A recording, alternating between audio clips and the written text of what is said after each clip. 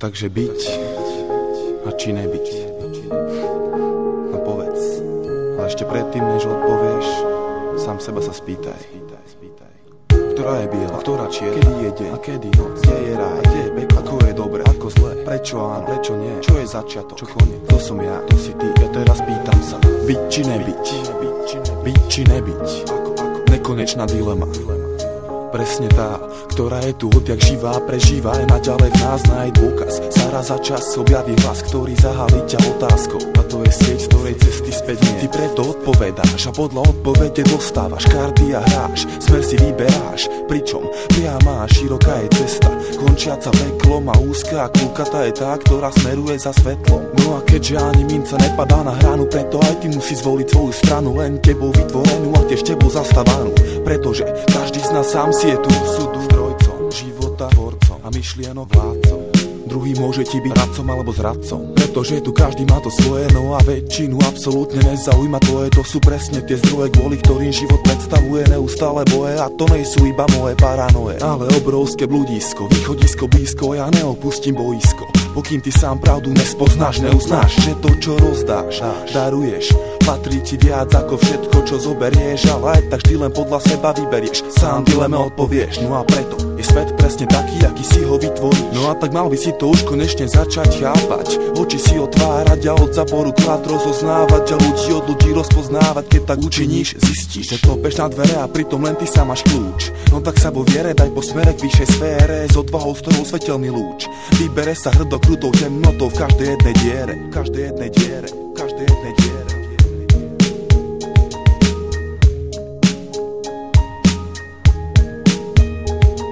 Ľudská myseľ ako to miesto nekonečných súbojov, opačných pólov, protikladov.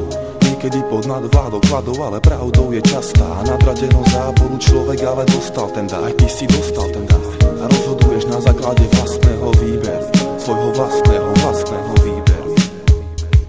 Všetky myšlienky vytvárajú slova, no a slova podnecujú činy, nič na svete nedieje sa len tak bez príčiny. Všetky akcie dočkajú sa reakcie, no a všetci ľudia, čo súdia, sa raz prebudia a zistia, že bezcielne blúdia nekonečnou tmou a že život už prestal byť hrou, ríšou snov a stal sa ostrov odvetových činov a poslednou metou ich životov.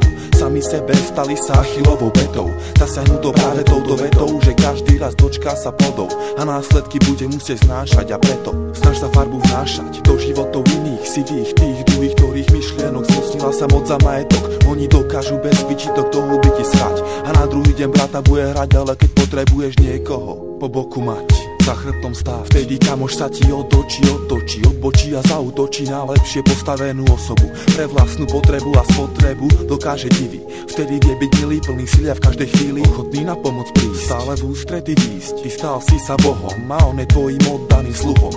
Veľmi si ťa váži a stráži, ale to len pokým z teba ťaží. A všetko, čo máš a čo dáš, nevyťaží. Čo máš a čo dáš, nevyťaží.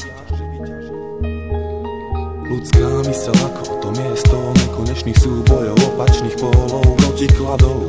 Niekedy pod nadvládou kladov, ale pravdou je častá nadradenosť záporu. Človek ale dostal ten dar, aj ty si dostal ten dar a rozhoduješ na základe vlastného výberu, svojho vlastného výberu.